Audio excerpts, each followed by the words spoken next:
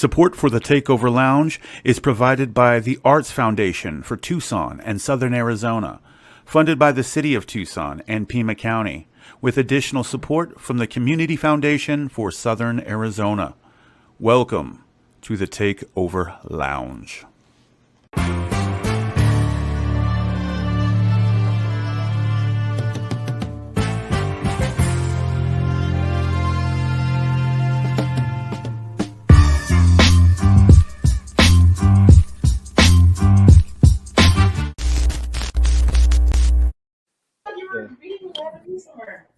Yo, what's up, everybody? Welcome to the Takeover Lounge. It's Friday. You know what it is. It's Z-Give, and we got Daniela up in here. We got a special guest with us. We got Rey Murf up in the lounge today. How you feeling, brother? You, what up, though? Man, chilling. Another good Friday. It feels weird. I mean, we've been in a pandemic now for a year. I know. Hey, Yeah, weird. This shit is real. That's what I'm saying. I'm like, wow, it's been a whole year since we've been outside. Outside. Outside.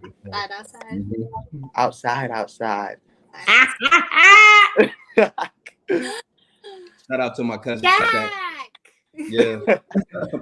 The one We're getting appearances from everywhere. Let's get it. Yeah, that shit right. Hey, thank y'all for vibing with me, man. Having me on. It's an honor. Oh, of course. We got to get Rey Murf up in here. What are you talking about? When I saw you on the schedule, I was like, dang, let's get it. We landed a big one. Word up. Cool. So we're going to have Daniela kick us off like she normally does on these Friday evenings. Mm-hmm. All right, Rey. What initiated your music career? Damn. I say it started, or what you mean, like from younger years or like latter years? Let's do both. All right, so from the jump, I was fortunate enough to be I'm from Mount Vernon, New York, and my cousin Dicey, his best friends is Pete Rock, CL, Heavy D, also Albie Shaw, all these cats, you know what I mean? So when I was little, I was fortunate enough to be around these kind of cats. So I was like influenced by music early, and I always wanted to do, always wanted to rap and do something, musically. But at the time when I was growing up, they wasn't rapping about no street stuff. And it would have been weird if a 12, 11-year-old dude is rapping about some street stuff. So I played music and all that. I played piano and all that good stuff. But, that's how it started. And that always stayed with me. So I kind of kept that a secret till I was like 27. Oh, wow. And yeah. Then I moved down here, and I was passing through Tucson on my way back to Miami. And what happened was I stopped by some hippie dudes met me at Bison. They just walked up to me and was like, "Hey, bro, you look like you do music." And I had long dreads and stuff at the time, so they was like, "Hey, you got a good voice too, man." It was like, "You do music?" I was like, I ain't with that rap stuff, man. You know what I mean? I'm real. I ain't trying to be acting and nothing like that. He was like, "Hey, man, you should come by my crib, bro, and we could jam." And I'm like, I don't even know this dude. And I'm a New York dude, and Miami guy. I'm not really good at all that, but something in my heart told me, "Yo, just go with him. It ain't really that shit. Don't be like that." So I went to the crib. Man, these dudes was playing live music.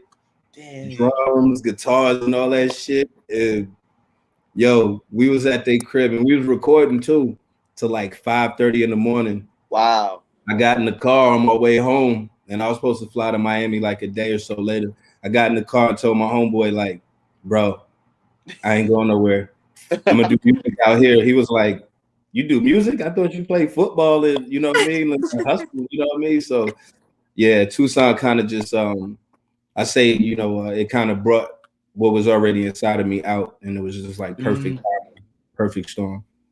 That's awesome. I feel like that's like a lot of what people say about Tucson. It's like it really brings out like their creative energy that they've been keeping inside. You know? What I mean? Yeah.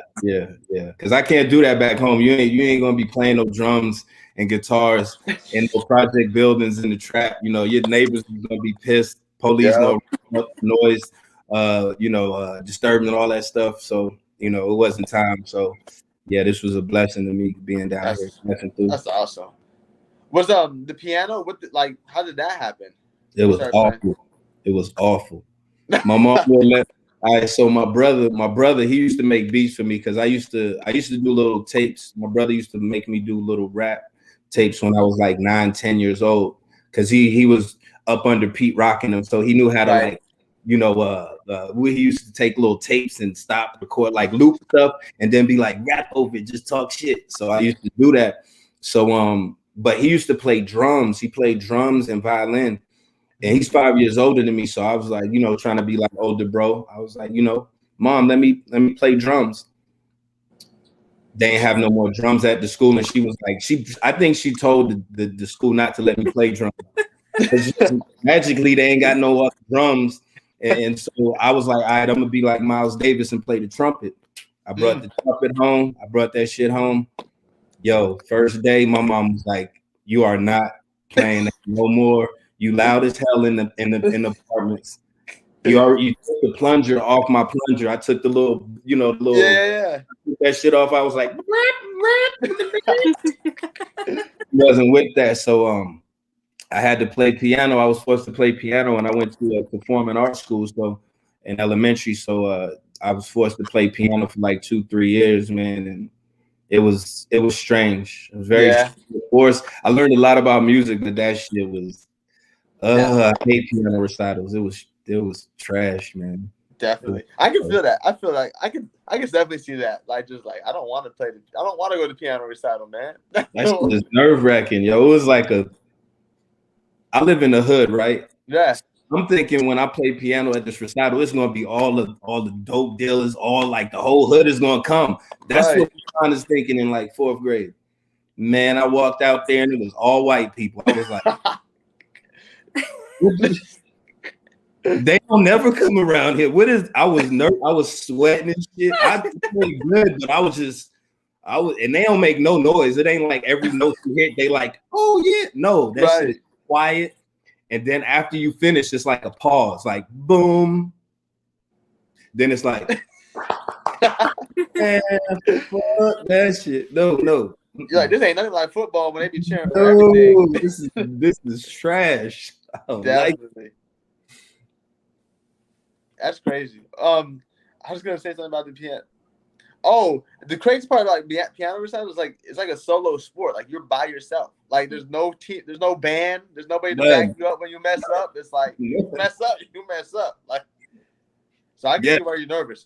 Nerve wracking, bro. Nerve wracking, man. I ain't never been so. I never thought like.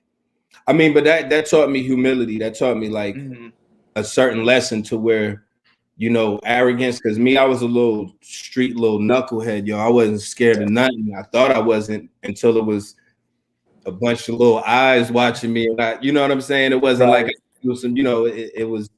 They was there for what they were there for. You know what I mean? And it just made me kind of like start composing myself in a different way because moms wasn't letting me not play piano till I left that school. So it was like I had to deal with that for like 2-3 more years. So I just dealt with it. Can you still play the keys to this day? Your boy is not with that. He's like, I dropped it. I'm done. I'm donezo. I'm done. I did it one time when I first came down here. I had a band called The Project, my first band that I had out here in Tucson in 2011. And one of my bandmates, he plays guitar, keys, he does all type of stuff. But he made one of these beats we had. It was keys and guitar, the thing. But it was like I can't do that at the same time. We got to figure out how to do this shit. Does any of you guys play keys? And I was like, I'm rapping. You know what I'm saying? I'm rapping, so I'm like, Ray, shut up, don't say shit. But then I seen and then we played it without it in practice, and it was like, damn, I gotta like tell him I play keys because the song don't sound right without the keys. So I was like, all right, I do it. So I used to play the keys on this one song called Rolling Stone. And bro, I messed up one time at Rialto. because I had my shades on and I was rapping, and then they cut out, and then I have to do the little doom doom doom, and I was feeling myself. I was like, and it's the song that I rap fast on. So Right. usually I rap nice and chill. This is one song I rap fast on, and then everything goes out, and I'm just like, I look up because I'm trying to stare at the crowd. I'm like feeling myself. Then it was like, I hit like 2 keys at one time, and it just, and Rialto is clear. You know what I'm saying? So never again. Never again. Fair enough. Fair enough. After that, you're like, yeah, I'm gonna put this to the side for real, for real. Yeah, it's retired. It's done. Done. Well, that's dope though. At least you got to experience that at the Rialto. Oh, yeah.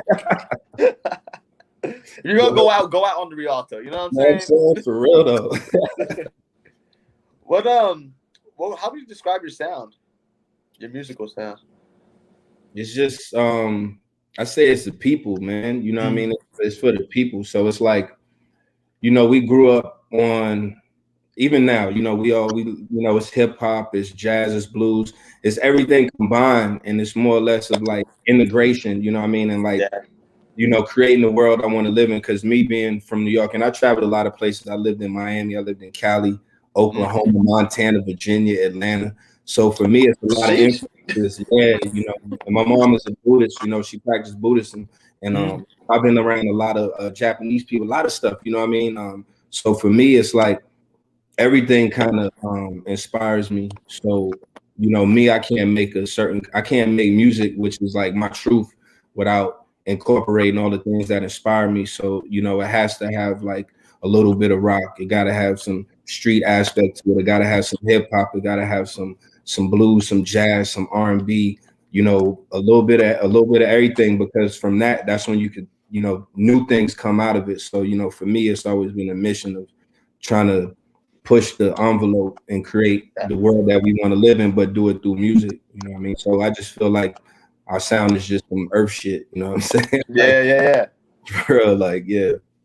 I like that. I like that a lot, because a lot of people can, you know, relate to it. You know, I mean, it could go to different people, to different genres that people like. So I like that a lot.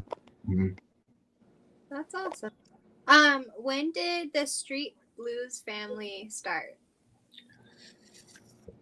All right, so I was stalking them for like a couple of years, right? Because I had a band already. You know what I mean? So like, I just, you know, my first band was similar to what we doing now. You know what I mean? But this go round, I was like, you know, I had another band that I was in, Copper and Congress, with Katie Haverly, Julius Schosberg, Patrick Morris, Teray was in there, Mike Moynihan, a few other people. And so while I was playing in that band, I was just, you know, a lot of people that I know, I was very inspired and just motivated by watching them play. You know what I mean? Like, you know, because you know, people are amazing, man. So for me, it took me like 2.5 years to actually get the band in like one space. So I had to go around for like 2 years, like 2014 or 13, and I was like going to their shows, and they be like, "Yo, what up, Ray?" I'm like, "Hey, yo, we gonna play music in like 2 years." You know what I'm saying? So like, I was basically like, I want you, and we gonna do something in 2 years. And I kept doing that all the time. So they were like, here go this weirdo ass, you know, Ray cool as hell, but he be on that weird shit. He just keep saying he's gonna play music, but we're really gonna do it. So by the time, you know, they got together, they kind of already knew each other from how much I kept talking each one of them up to each other. So you know, it kind of started in, I would say, 2013. That's when I was first starting. In 2013 to 2015 was the plotting, and then doing little meetups here and there and shit like that. So that's dope. Ray out here being general manager. Shit real, bro. Recruiting. He was out here scouting. He's like, all right, cool. I want that one. This one. Yo, I'll let people know you admire them. Facts. Oh shit, hold up. My bad. Bad boo boo. Sorry, my cousin. All good. Y'all about to see me get whooped online. No. That'd be a great clickbait right there, man. Rey Murf gets bullied. Rey Murf out here getting bullied on live. Getting bullied on live. What was your first ever performance like with the band? Do you remember that? The first performance with Street Blues. Yeah, or with your first ever band that you ever had. Oh, that shit. Oh, It was August 20th, 2011 damn. at Sky Bar. Okay. That shit was packed. I ain't never seen Sky Bar that packed. I was nervous when I seen how many people was there. I was like, they came here to see us. Wow. Yo, so like for me, and I felt like I wasn't even in Tucson. So from there, you know, because before at that time, yo, our shows used to be so packed at my old band to where, you know, it was always like 200-300 plus people at every show, packed. And I just thought it was going to be like a, you know, 30-40 people, just some chill shit. But it created a nice little buzz. And for me, it was just from when you see something like that, it just makes you really like focus in and be appreciative and hold shit down. You know what I mean? Definitely. So like, you know, for me, it's never no ego shit. It's just more or less about making sure that what we're doing is coming out the right way. You know, not none of that. You ain't gonna see me dancing, running around stage and shit. I just be chilling and, you know, like I be in the moment just vibing because to me it's important to appreciate people and hold yourself to a certain level of composure, you know what I'm saying? And just being real. So yeah, that shit was crazy. It was crazy. And I didn't know I was getting paid. Wow. Yeah. That's a plus. When you're done performing, you're like, oh, I get a check. Okay. No, he gave me cash. Oh, even better. $750. I was like, what is this for? What? Yeah, I didn't know it was like that because, like, you know, before I did like hip hop shows, and it's like hip hop, they be trying to gas people. Like, you know, if you a big name person comes in, they try to make you sell tickets and do stuff like that. To where I feel that's totally disrespectful to artists because these big name people are coming in town raking in dough. So the least thing you could do is just pay the artist for opening up for you, because if you was that damn tight, you'll open up for yourself. So yeah, only just appreciate this person. Don't tell me you're giving me an opportunity and it's a busy bone show and I'm letting you open up in front. They your fans, they ain't my fans. So like compensate me properly. So I had no idea that I was gonna get. Dude just came up to me and I was like, this is how it goes. He's like, yeah, you got a live band. Yeah, this is what we do. I'm like, and then I realized how they disrespect hip hop, but when you got live music, it's different. So Robin Hood did man thing. That's dope. Oh gosh. So you wear a lot of Egyptian symbols. So what does the Eye of Ra mean to you, and the Eye of Horus, and the symbol of Ankh? Is it right? Yeah. So even for me, you know, Egypt is, you know, ancient, it's motherland, even though a lot of people like to separate Egypt from Africa. Americans like to do that. Like they act like Egypt is not in Africa just to kind of discredit people of color. You know what I mean? So for me, and I'm not a religious dude, but I do appreciate every religion. I appreciate anything people do that makes them greater or whatever, you know, and focus. So for me, the Eye of Ra and Horus is like there's two different sides of me. You know, one side is like, you know, understanding and, you know, cool and, you know, sees things a certain way. Then the other side of me is like, if you fuck with me, I'm gonna smash you. You know what I'm saying? I'm a protector. But if you mess with my people, it's gonna be on. You know what I mean? And that's not to be on some gangster stuff, but it's like just like anybody, your family, your sisters, your brothers, you want to protect the people around you when harm comes their way. So, you know, those are the two sides. And then also the Ankh is a symbol for eternal life. And you know, I just feel like we all connected, you know. So, you know, for me, we all in this universe. You know, the universe is infinite. So, you know, eternal life, whether you know, in flesh or in the spirit, you know, what the flesh only lasts so long, but the spirit is eternal. So that's how I'm approaching it and holding it. That's awesome. I like that.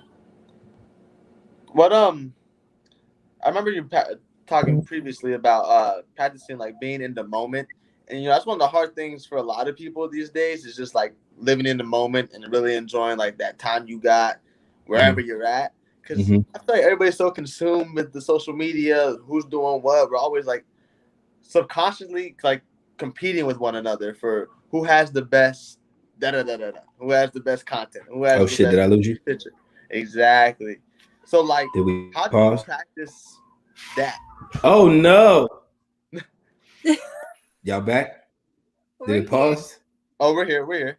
Is it mine? I think so. It's redoing. Did it go? No. Okay, okay. Your lips are moving. All right. Can you hear sound? The sound Is it coming out going? though?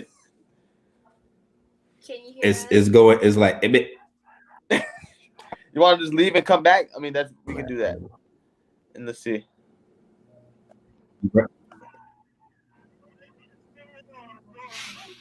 Did it work? You better? Did it go? We still hear you. Oh shit! Let me check mine's. Mine's is looked up. I see you smiling for a half a second. Oh, I have to stay smiling. You know what I'm saying? Cause I get frozen sometimes, so I'm just gonna, He does get frozen. make sure I Say it look again. good, man. When I'm frozen. Hold up. Ray, if you just leave and I'm then just come sit back right to here. that same link, it should be better. It should work. Oh, y'all both on right now. Okay. Or We good? no, y'all was. Ah. Now it paused. We better now? Is it real? We can hear you. Nope. We can hear you. We've been hearing you the whole time. Yeah. Y'all can't hear me? Yeah, No. we can. Yeah, I can't hear y'all. Keep pausing. The pause faces are everything right now. Every time it pauses, both of y'all little faces is it's catching y'all in mid sentence or mid smile or some shit. Sheesh. So Yeah, just hit. Exit. Okay. Are you good? I see y'all now. Y'all going. Okay, we good? Yeah. Okay. Oh damn! Right All when right. he said you could. All right. So back to what I was gonna ask. How do you practice living in the moment? I say it's from I don't want to say what it's really from, but I just say it's from always having the. All right, I say what it's from. Oh yeah. Doing certain things when I was growing up, you know what I'm saying, to acquire money. You know what I'm saying? Being from New York and Miami, I have to be very present. I can't sit if I'm out, doing my thing, hustling or whatever. I can't just sit and be like, ha ha ha. No, I have to like really chill. I have to focus. You know what I mean? I have to be patient and very aware of stuff that's going on.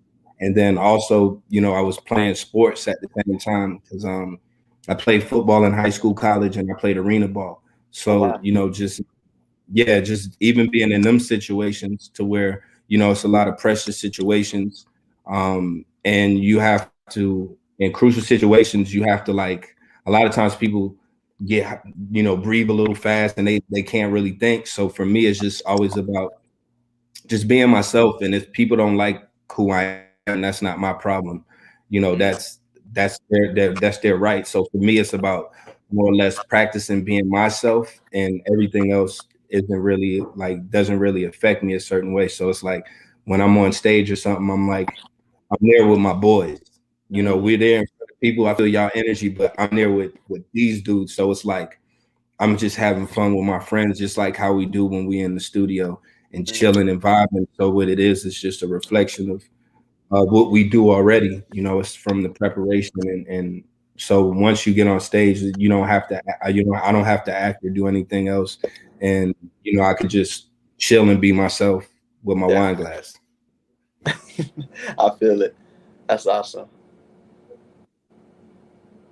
For 1 second. She out here. Well, you got good? something? I got something in my eye.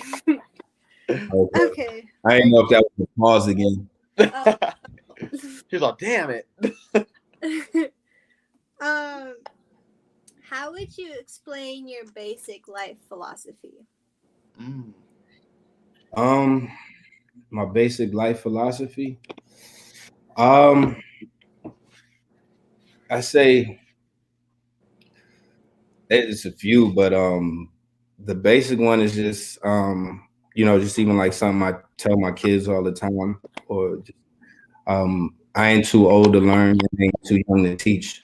So for me, life is always constant learning, and like I said, a lot of times people think they know everything. You know what you know, but it's always more to know. So it's always room for improvement. And like coaches used to tell me back in the days, the biggest room in my house is room for improvement. So it's always about trying to get better. And it's not always in the ways that, you like people put online or stuff like that. No, small stuff, like trying to communicate better with in my relationships, trying to slow down the pace to be more cognitive of certain things. So it's always growth, and the small things matter. The small things add up. So, for me, it's just always room for improvement, and I always feel that's what makes me kind of feel like young, I say, because I'm 40, the 40, you know what I mean? But the thing why I keep going or just I feel good is because I haven't peaked or anything like that, and I don't feel like life is about that. Life ain't about retirement to me. It's just working, growing, and learning until the show's over. That's a dope philosophy. Yeah. Wow. I'm about to steal that one from you, man, for sure. Everybody listening to this, man, steal that one. If you're gonna steal anything from this interview, steal that one. That's good. I'm like, dang, I'm really contemplating about all my whole life decisions now. I'm like, dang, yeah, I'm gonna learn. Move at your own pace. You just gotta move at your own pace, Exactly. I like that a lot. But what made you want to get out of that situation that you were in with just what you were doing before when you were young? What gave you like a life changing? It's always constantly kind of been a struggle. I ain't even gonna lie. You know what I mean? I think everything. I'll be straight up. I chilled out like a couple years ago, bro. Right. You know what I'm saying? And for me, it was because anytime I was doing whatever I was doing, whether it was college, playing arena ball, whatever, you know what I'm saying?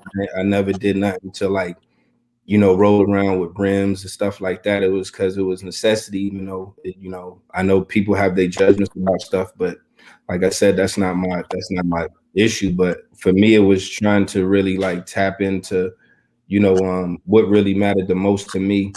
And and I'm not trying to be in a situation to where, I get taken away from my kids, even if they're not around, but just to not be able to pick up the phone and certain things like that. So it's just wanting more in life to where it's just like I can't be on both sides of the track. So I got to choose. So, for me, a couple of years ago, I just chose to do something different because I already know my heart's always in the right place, but I got to have my actions to follow those. So for me, once it's like crazy because once I stopped vibing that way, all of a sudden I was doing more community shit and all of a sudden, like I already did community shit, but Right. like organizations was like, hey, yo, come vibe with us, Ray. And for me, it was like, I don't know, what I'm saying? Yeah. But then it was pretty educational, I say, because I learned a lot from these situations, and then also just was able to build with a lot of people and establish myself in a different kind of light. So, yeah, that's awesome, man. Yeah, that's big. That's huge. For real though. That's real dope. As far as community stuff, I mean, what have you done, and what are you doing? I should say. Now I'm chilling for the moment because I did a bunch of campaigns over the last couple years. Even before that, what I used to do is homeless drives. Oh wow! I used to do my own little independent homeless drives, blanket drives, and people come bring out clothing. So I figured, like you know, even me, like back home, we always look out, we always take care of the hood and people Definitely. around us, you know what I'm saying? And I'm used to being around a lot of different type of shit that y'all don't see out here. You know Mm-hmm. what I mean? So for me, you know, I can't just walk past homeless people and certain shit like it's gravy because I know them situations, you know what I mean? And for me it was I'm gonna use my clout from music and hustling, whatever, you know what I'm saying? So Definitely. I'm gonna take a bunch of stuff out of my closet. I'm gonna go to the park. I'm gonna tell everybody, yo, look, I'm going to the park. I'm gonna go barbecue. I'm gonna do this, that. I'm for the homeless. I ain't That's barbecuing dope. for my regular homeless. I mean, I'm Right. going there, chains and rings and everything, barbecuing for them and bringing my own clothes, members only stuff, because I don't like keeping this type of clothes. I know a lot of people, you know, we all dress nice and everything, but I always have to get rid of a whole bunch of stuff because I don't feel like it's necessary to have all that type of shit. You know what I mean? Mm. So for me, if I'm a have these type of events, I'm gonna be the one to set it off. So it's like I'll come with half my wardrobe. So Mm. you know what I mean? You're gonna see some homeless people in a couple years wearing these. You know. So for me, then people just, you know, and I utilized the fact that people knew me from other things and try to get them to come out, whoever wanted to clean out their closets or donate blankets, socks. You know, I made a hygiene packets for the homeless Wow. people and everything, men and women, because a lot of people don't realize homeless women, you're not going to give them the same package you give dudes. Because Mm. women have womanly things that go on, so you got to put this in there, that in there, that in there. That's not in the dude stuff. So you know what I mean. So um, and then I did that. I did that a grip of times, and then also doing benefits and fundraisers. Wow. Mm, You know, like I said, just on some Robin Hood shit Exactly. for So real. dope. I like that. Um, if you could put a warning label on anything in life, what would it be?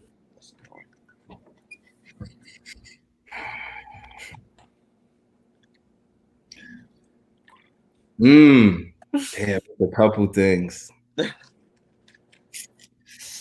Hatred, man. Mm. Hatred, yo. Hatred. I don't care if it's racism, sexist, just hating that shit. You know what I'm saying? Like people, hating shit just kills me, yo. Whether it's racism, sexism, or just any type of thing like that, old versus young, this discrimination. I just that shit pisses me off. You know what I mean? Like, I don't care if you're a woman and you make mad money. You feel me? Mm. I don't care if you tall, short, whatever. You know what I'm saying? For me, it's just all about respecting people and you know the differences we got. You know, but people be on some scary shit and they want to have everything. Oh, they understand. You know, it got to be the way. You know, it's the way I am. Or man, I don't want everything to be the same way. So for me, it's like all that hatred and shit, man. That part right there, man, because that goes goes all across the board. So I Definitely. put a warning label for hating that shit. Fair enough, man. It's crazy. It's crazy out here, man. It's been crazy. Definitely. It Been has crazy. been. Yeah. How has it been like since COVID for like live bands for you guys? I mean, has it like Mm. definitely hurt a little bit? Depends on What kind of hurt we talking about? all right, so one part is I do miss playing, you know, because we started Soul Food Wednesday during Right. COVID, right? Mm-hmm. Um it was different, but at the same time, I love music. I love music. I love music. Mm-hmm. But sometimes I wish I could do my shows in my pajamas on my couch and not even go to fuck outside. Like, you know what I'm saying? Yeah. Yeah. Sometimes I don't want to deal with like conversating and like, and you know, like Mm.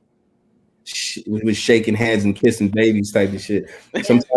Sometimes we want to chill. And so for me, it's been an opportunity to like the music part, the lucrative aspect, the money aspect, the Mm. monetary aspect, it's been hurtful far as you can't do music festivals, you Right. know, traveling and stuff. And that's where the bulk of the money comes from and selling merch and doing things like that.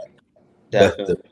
but the good part is just chilling and just learning more about yourself and spending time with like your family and, you know, just simple shit that, you know, we be in such a rush in our regular when shit is open. We don't even take time to ourselves. So like my thing is this: if you haven't tapped into yourself over COVID, something is wrong with you. You tripping. You know what I'm saying? I don't care what it was. Simple shit like working out a little more, reading a little more, conversating a little more with who you need to converse. Something. If you didn't do that, that's what I used this opportunity during COVID to really like, you know, take care of the small shit that, you know, I kind of let fly by during the regular, the normal shit before. So definitely. That's what I feel like. It's like a lot of people say that. I feel like a lot of people are like, during COVID, you know, I got time to actually relax and actually, you know, spend time with my family. That because I've always been on the go. I've been on tour. I've been doing this. I've been doing that. So now I'm able to actually enjoy the family time with my intermediate family and just find myself and find out what I truly want to do. Because then I also heard stories of people like, you know what? I found out the job that I was in wasn't right for me. The job you was looking for you, huh? Right, exactly. So it's just crazy. I think too, but that's I think with all these things, like just even living, I think a lot of times with the society we live in, rather than pursuing our inner self, we try to pursue what we want, or to some shit to be accepted by people that, you know what I mean, that makes us further away from who we actually are. So it's almost like the bunch of the world is full of fucking actors. You know what I'm saying? And you know, that's one thing to where even now, that's why I said the hatred shit, because if people aren't influenced or affected by hatred and, you know, discriminations and stuff, you know, they can be themselves, you know what I mean? But when people feel pressure and negative pressure, it makes them submit to certain shit that's not themselves. And then you have a world full of people just going through motions and being, it's basically like some zombie shit. You know what I mean? I know a lot of people, a lot of my friends, that whether it's music, they're millionaires, whether it's sports, a lot of dudes on my football team in high school went pro in the NFL, you know what I mean? Millionaires. My son, one of my son's godfathers, he played for the Redskins. He got killed. He was a millionaire. But a lot of those people like are lonely and they can't maneuver a certain way, but the rest of the world sees them as like, oh, wow, their life is perfect. I gotta be like this. And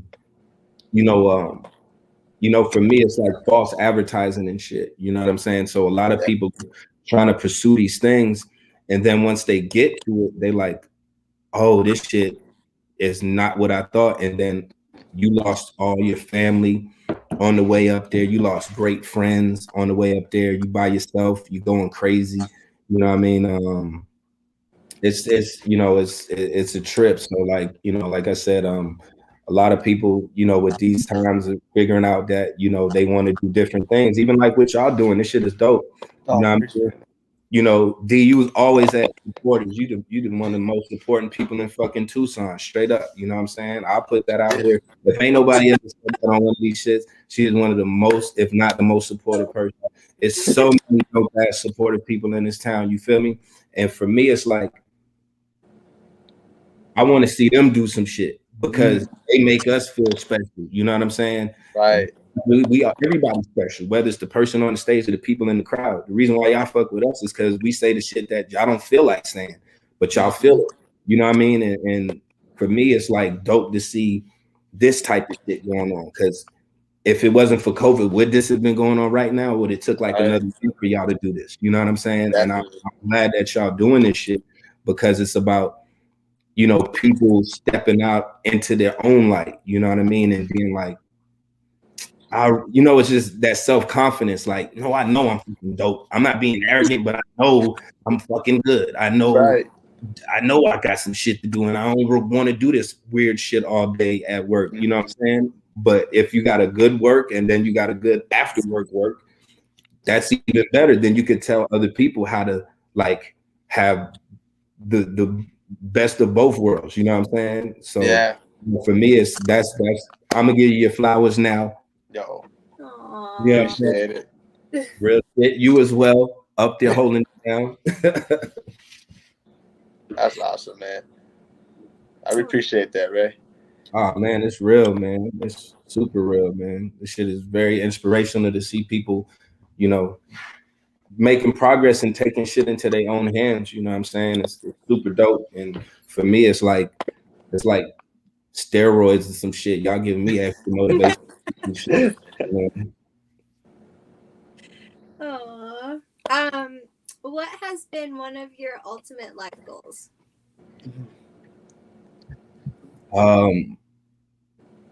To like, besides happiness and shit, I want to have some shit to where like I want my whole family around one day, just like, and not for like no funeral shit, you know, not for no funeral shit, and not even just one day. I wanted like to vibe with all my family, you know what I'm saying? And just like, cause you know, I've been so many different places and had to move and all type of shit, you know what I mean? So for me, it's always been like, you know, missing, but I always keep that shit in my heart. So that's why everywhere I go, I kind of set up and I'm a part of these different communities and stuff like that because, you know, I remember when I was younger and I had all my family, I had cousins and all this shit around, and it was a good feeling, good friends and everything.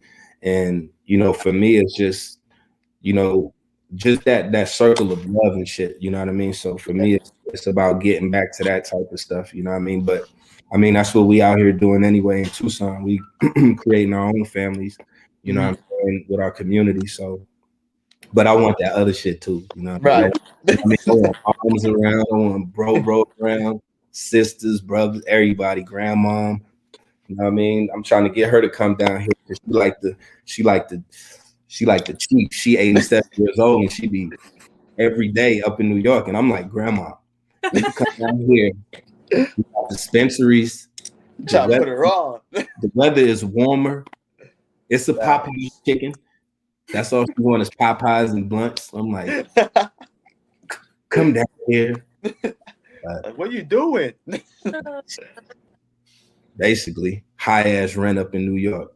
Like, get over here, man. Come on, Grandma. G-Ma, come on, man. Yeah, and she like to gamble. She like to gamble too. I'm like, the casino right over there. Down Valencia. It has Arizona. She has Arizona written all over her, man. Come on now. One day, soon. That'd be fun. That's really sick. Well, what's your favorite place to travel to or to perform at? Oh man. What'd you say? What? Wow, my cousin said being the dickhead. Is that Shaq out there? Yeah, that's Shaq. Yeah, that's fucking world famous Shaq. My favorite place to play or travel. Let's do travel. Where do you like to travel to? I like to go to I can't pick one place. I love to go back home to New York. I love going to the Bay up in Cali. I used to live out there. I love going to the beach. I love going to Miami. I went to middle school and high school. I like going places where it's like some hood shit going on and some good shit. Okay. You know what I mean? Yeah, because like that's a shirt right there, by the way, Ray. I need that. You know what I mean? Because for real, because like I'm not Carlton. So like I only could take so much, you know. I love culture, so it's like right. I like to have a feel of everything, and then also just me being a dude from a certain type of upbringing. Like I always like to tap in, not like I'm going to the hood, like hey yo, I'm with it. Nah, I just like to pull up and vibe. You know what I'm saying? And definitely kick it with my fam, my rallies and stuff like that, and chill. So you know, I like traveling everywhere, but performing wise. Mm-hmm.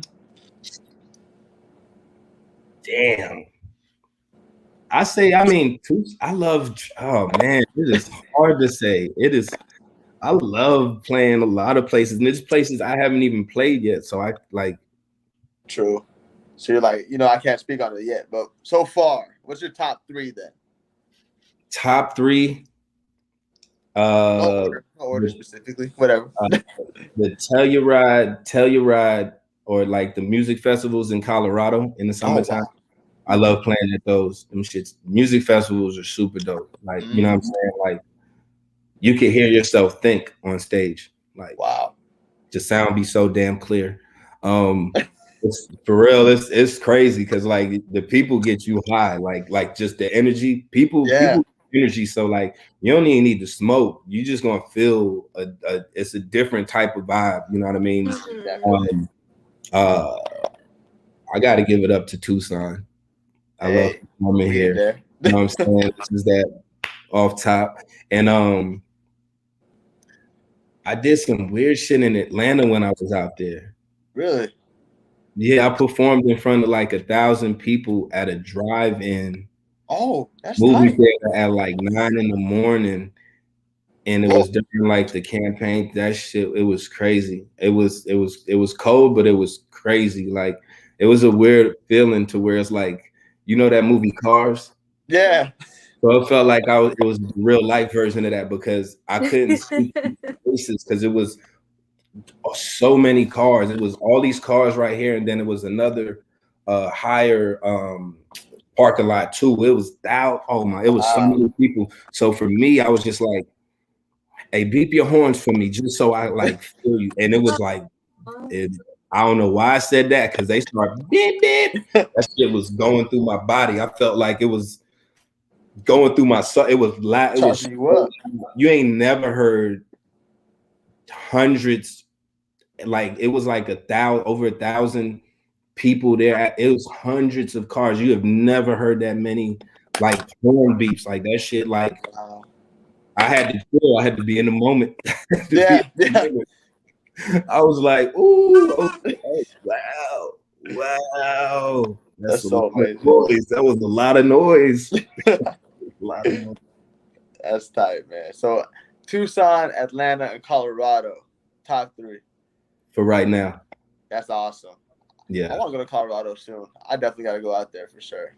Summertime is for real. It's beautiful. It's beautiful.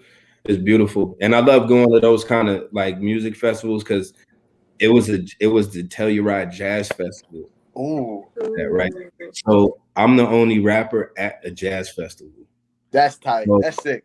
And it's dope because like, you know, like, I don't know, like, you know, the persona that people or the image that people see when they think about hip hop music. And then once you get off stage, you gotta, you know what I'm saying?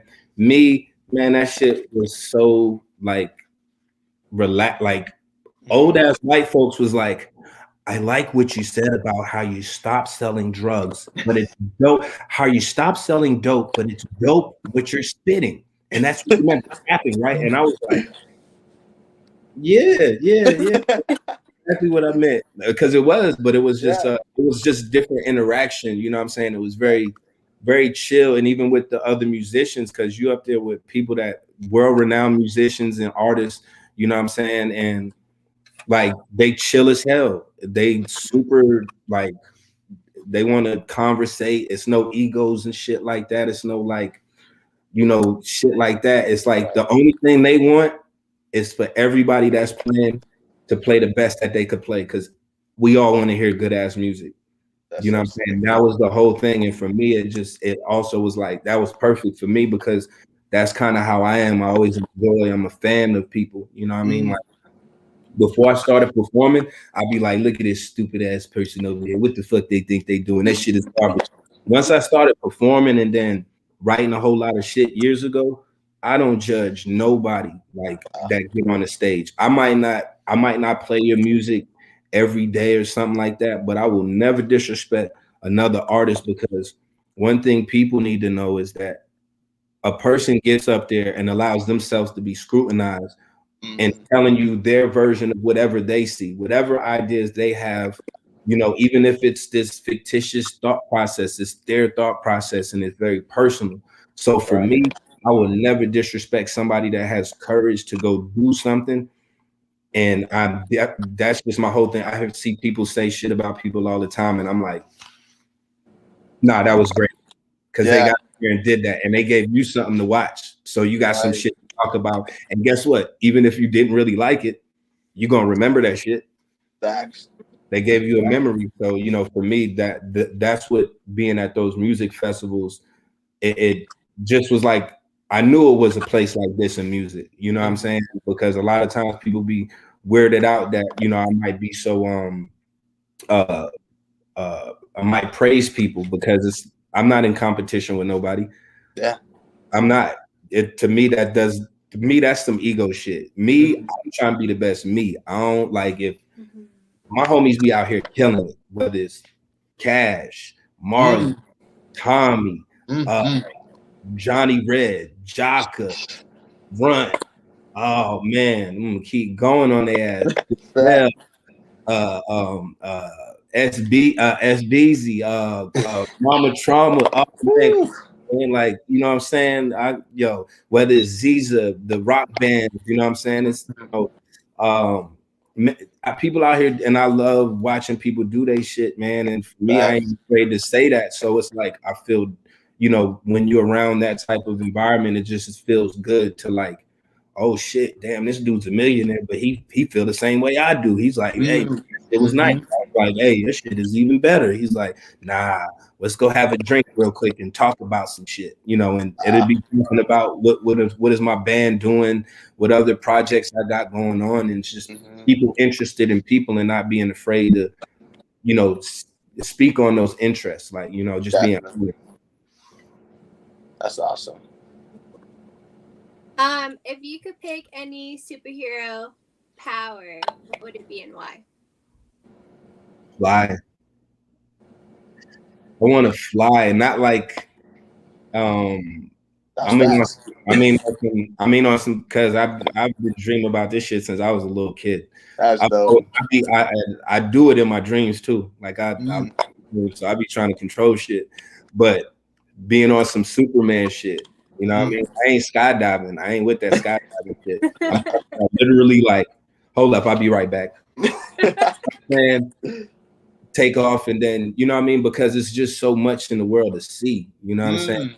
I had, you know, for years I have been figuring out, trying to think, why the fuck you always be wanting to fly? You know what I'm saying? Why is that shit so, you scared of heights? I'm scared of heights, but flying, I'm just like, nah, because I could like, just like I'm talking about that family shit. You know what I'm saying? I started, you know, when a lot of times you think you just like something just because you like it. Yeah. Nah, it's from a lot of things, like a lot of, whether it's experiences you had, things that have been taken away from you or given to you, trauma, whatever. And for me, I think flying for me would be a way for me to be able to get to anybody I wanted to that I care about. Boom, go here. Or even if I wanted to go just see some pyramids, I could boom. Yeah. If I wanted to go pull up on my mom, I could go pull up on my mom. You know, my son's playing a football game right now in Cali, and I'm watching it right here on YouTube while we chilling. But if I could fly, I would just like, vroom, just dip over there, you know what I'm saying, without buying a ticket. You know what I'm saying? And for me, I think moving around and being separated from a lot of loved ones and people, and, you know, losing a lot of people in life, you know, I know how time is. So, you know, for me, flying would be a way to, you know, kind of defeat some of those barriers, or overcome some of those barriers and setbacks of being distant. So definitely flying. I was gonna say, how about teleportation? But then you mentioned like you're seeing things. I want to see stuff. Yeah, exactly. I want to see the whole San Andreas fault. I want to see the whole thing. Like, you know what I'm saying? I want to fly and just be like, oh, this is the fault, not the shit I see on the map. Right. Looks like, yeah, I want to see this mountain. That's interesting. He said San Andreas Fault. You want to see that? I want to see. I want to see the Amazon River. I want to see the Congo, you know what I'm saying? All that shit. I want to see all that. So Ray, what's next for you? What you working on? What can we expect from you? Murf is right now working on a few things. So first is Street Blues Family, the album that we put off for like 2 or 3 years. We in the studio now. We actually got to go back in on Sunday, so we're gonna be doing that. It'll be out this year. And on top of that, I have been sitting on a couple other little albums. So I'm gonna probably put out a couple solo albums this year as well. But one for sure, and it'd be a nice size, some nice, smooth, chill, thought-provoking, and just about the shit that we going through, or the shit we've been going through since because I started it during the funny dude presidency, the little orange one. I started during the fuck shit times. So you know, and I had kind of sat on it for some reason. It was because it was more bullshit he was going to do.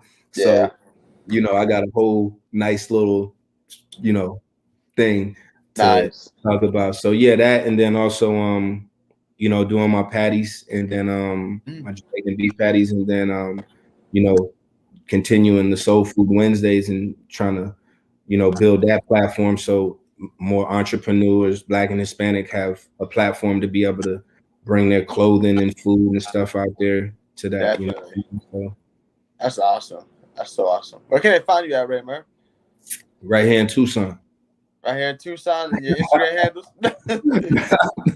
Nah, you can find me. I'm on Instagram, Rey Murf, ReyMurf. But if it's two Rey Murfs in the world, one of them is my son, but he has a dot in the middle of his shit. So his is Ray Dot Murf. He stole my shit. Because he's way better than me anyway. So right. Yeah, it's Rey Murf, and it's the blue face. It's a blue face. Yeah. And then on Facebook, it's Raymond Murphy, my real name, Reymon, last name Murphy. Definitely. Y'all go check him out, tap in with him. Soul Food Wednesdays. I haven't been out to one yet personally, but I gotta start by. I haven't. Come on the 31st. The one with Cash too. When Cash come on the 31st. The what? Come on the 31st of this month. Yeah. Yeah, come through, chill out. Yeah, bro. The whole Takeover Lounge team's going. 31st. We're there. Vibe. It'll be a nice little kickback, little community vibe. Let's get it then. Top, yeah. Good music. Love that. Oh, and good food. Oh, that's a plus. I'm there then for sure. So you guys can follow us at Lounge Takeover. I always want to say Takeover Lounge, but it's the Lounge Takeover. You can follow me personally at Z__GIV. You can follow Daniela at Danny Roll Takeover. And have a good Friday. Biden got the stimmies coming in. So if you check your bank account, stimmies coming in. Where my shit, Joe? Where my shit, Joe? You know what I'm saying? So we're gonna go ahead and get lit this weekend. So y'all have a good one, man. We out of here. Bless y'all.